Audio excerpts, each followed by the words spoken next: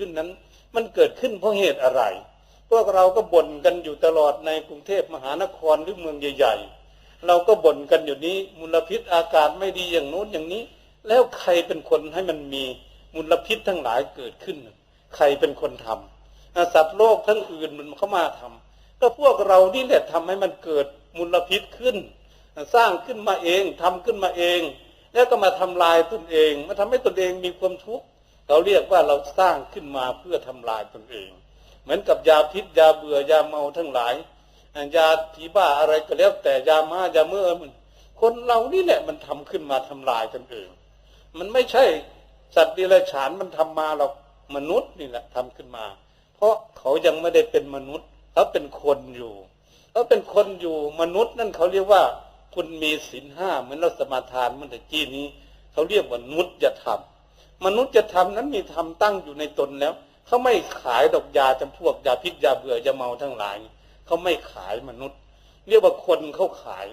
คนนั้นมันเกิดขึ้นมาแล้วมันทำให้โลกยุ่งเขาเรียกว่าคนเกิดขึ้นมาแล้วอยู่ที่ไหนยุ่งที่นั่นทั้งเป็นโจรเป็นขโมยปล้นกี้ฆ่าฟันแทงอะไรอยู่ที่ไหนทำให้เดือดร้อนที่นั่นเขาเรียกว่าคนไม่ใช่มนุษย์คนวันนี้มนุษย์นี่เขามีศีลห้าเรียกว่ามนุษย์จะทำตั้งอยู่ในมนุษย์ถ้าบุคคลทั้งหลายฝึกฝนอบรมจิตใจของตนเองพัฒนาตนเองให้มีคุณธรรมจริยธรรมเกิดขึ้นก็เรียกว่าบุคคลนั้นเป็นมนุษย์ธรรมจะนำสถานที่เขาไปอยู่นั้นให้มีความสุขความเจริญความสงบเกิดขึ้นมีความสุขเกิดขึ้นในที่นั้นแม้บุคคลฝึกได้เพียงแค่นี้เองก็ยังได้มีความสุขเกิดขึ้นภายในจิตโล่งอกโล่งใจแล้วเอาลองดูซิพวกท่านทั้งหลายทุกคนที่นั่งอยู่นี้พวกมาฟังเทศน์ฟังธรรมด้วยกันนี้มีศีลห้าสมบูรณ์ทั้งห้าข้อหมดทุกคนเราไปอยู่ด้วยกันทั้งหมดนี้ปลอดภัยไหมสบายใจไหมสบายใจอยู่ด้วยกันก็ไม่คิดจะฆ่ากันอยู่ด้วยกันมีเงินมีทองแค่ไหนกองอยู่ทั้งข้างก็ไม่เสียหายไม่ผิดประเวณีสามีภรรยากันไม่โกหกหลอกลวงกันไม่เมาเหล้ามาอารวาสในสถานที่ที่เราอยู่ด้วยกันมากๆสงบไหม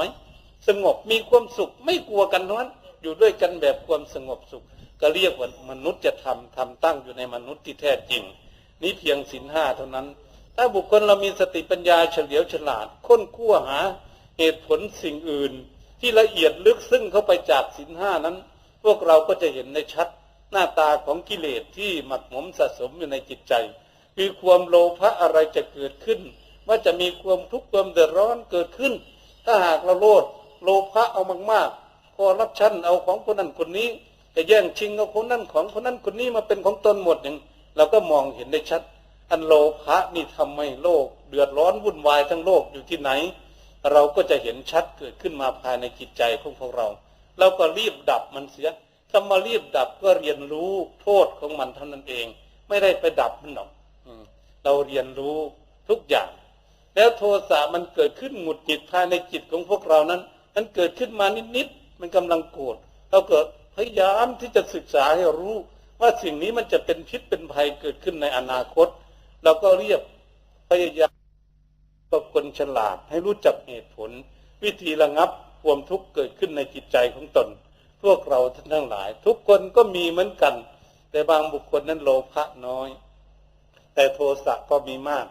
บางบุคคลนั้นโลภะมากโทสะก็มีน้อยมันไม่สม่ำเสมอกันจริตนิสัยเรียกว่าอุปนิสัยปัจจโยเป็นปัจจัยภายในจิตของเขาฝึกฝนอบรมมาหลายภพหลายชาติแล้วบางบุคคลไม่ร่ำรวยมั่งมีมากเท่าไหร่หรอกพอกินพอใช้แต่ไม่โลภะไม่คอร์รัปชันของใครไม่ขโมยเอาของใครเขาจะเลี้ยงชีพโดยชอบธรรมจะเรียกว่าบุคคลนั้นฝึกฝนมาก่อนแต่บางบุคคลมีเท่าไหร่มีมากมายเท่าไหร่ก็จะเอาของคนอื่นมาเป็นของตนเองหมดเหยียบย่ำเอาหมดเอาอำนาจวาสนาอะไรต่างๆขู่เข็นบังคับประหารกันจะเอามาเป็นของตนเองหมดบุคคลชนิดนี้ไม่ได้ฝึกฝนอบรมทางเมตตามาให้รู้จักว่าทรัพย์สมบัติเป็นของใครจะเหยียบย่ำเอาไปใจมันมีโลภะมากไม่มีเมียงพอสักทีมันเป็นอย่างนี้อุปนิสัยของคนพวกเรานั้นก็ควรที่จะมาฝึกที่ตนเองดีกว่าเป็นเรื่องของคนอื่นของเขาอย่าไปคิดฝึกคนอื่นพระพุทธเจ้าให้คิดฝึกตนเองฝึกฝนอบรมจิตใจของตนเองนั้นให้เฉลียวฉลาดเกิดขึ้น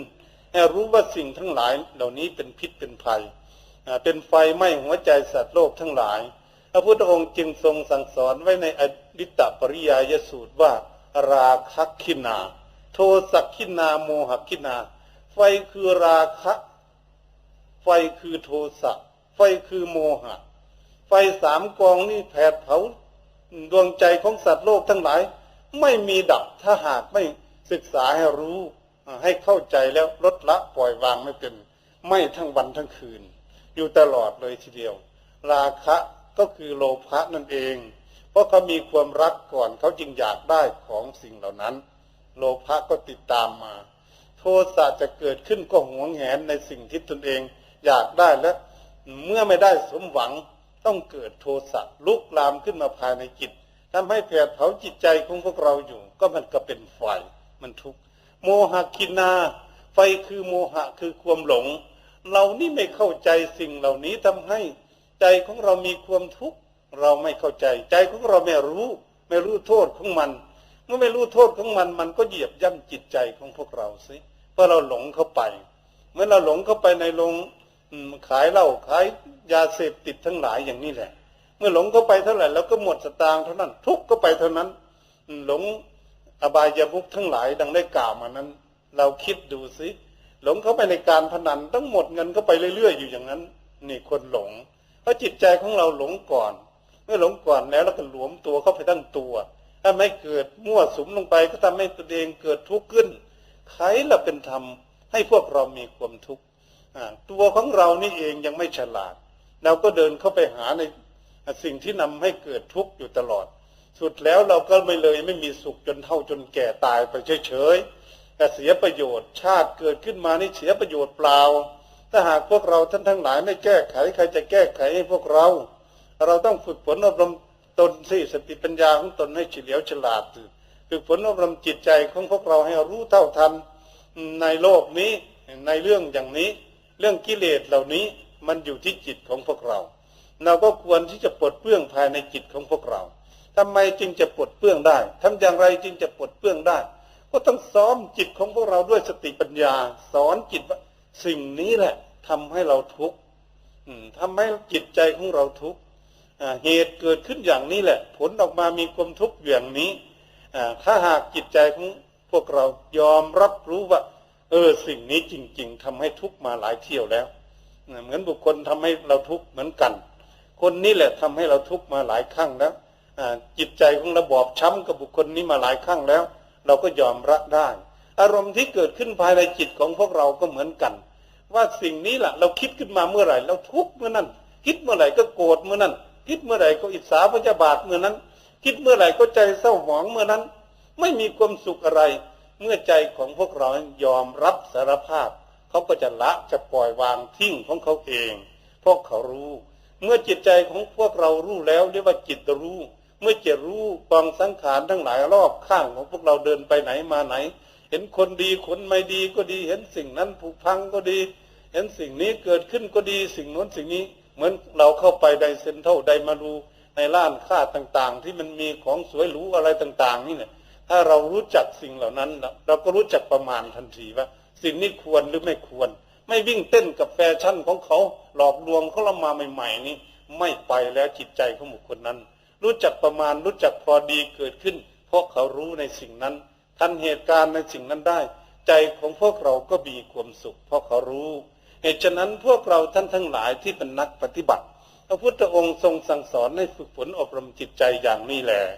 เมื่อหากพวกเราฝึกฝนอบรมจิตใจของพวกเรารู้ได้น้อยเราก็มีความสุขน้อยรู้มากขึ้นความสุขก็มากขึ้นถ้าเรารู้หมดเลยทีเดียวโลกนี่เรียกว่าโลกวิทูลูกแก้งโลกเมื่อนั้นแลพวกเราจึงจะพ้นจากกองทุกข์ทั้งปวงไปได้สมกับภาษิตที่ได้คิดในเรื่องต้นนั้นว่าอิเตสังกิริเถสุปฏิปฏิกังขามเมื่อจิตฝึกฝนอบรมดีแล้วก็เป็นทางที่จะนำให้บุคคลมีความสุขจิตตังดันตังสุขาบหังจิตที่ฝึกฝนอบรมรู้แจ้งเห็นจริงชัดเจนแล้วนำความสุขมาให้แก่บุคคลทั้งหลายที่อยู่ในโลกนี้เหตุฉะนั้นการบรรยายธรรมเรื่องการฝึกฝนอารมณ์จิตใจมาแต่ต้นจนอวสานนี้อาตมาภาพก็ขออำนวยอวยพร ให้พุทธบริษัททั้งหลายและอุบาสกอุบาสิกาผู้ใฝ่ใจในธรรมนั้นควรน้อมนำไปประพฤติปฏิบัติฝึกหัดจิตใจของตนเองแล้วก็จะได้รับความสุขความเจริญเกิดขึ้นแก่ตนได้ที่พึ่งของตนเรียกว่าเราแสวงหาความสุขให้เกิดขึ้นแก่ตนก็จะได้รับผลรับประโยชน์ตามกำลังความสามารถของตนที่ตนเองที่ละได้ก็ขอให้ทุกท่านเมื่อได้ยินได้ฟังแล้วก็ควรตั้งใจนำไปปฏิบัติตามกำลังของตนเองเสียก็จะได้รับความสุขความเจริญเกิดขึ้นแก่ตนดังได้กล่าวมาก็ขออำนวยพรให้ทุกท่านหากทุกท่านได้มีจิตประสงค์จำนงปรารถนาในสิ่งใดเอาไว้ในใจก็ดีก็ขอให้ทุกท่านจงสำเร็จดังความมุ่งมา่ปรารถนาก็ขอให้คุณพระศรีรัตนตรัยคือพระพุทธพระธรรมพระสงฆ์จงปกป้องคุ้มครองอภิบาลรักษาพวกท่านไปทั้งใต้ทั้งเหนือก็ดีให้อยู่รอดปลอดภัยให้อยู่มีแต่ความสุขกายสุขใจตลอดไปสู่การนานก็ขอยุติการบรรยายธรรมไว้เพียงแค่นี้เอวังก็ไม่ด้วยประการฉะนี้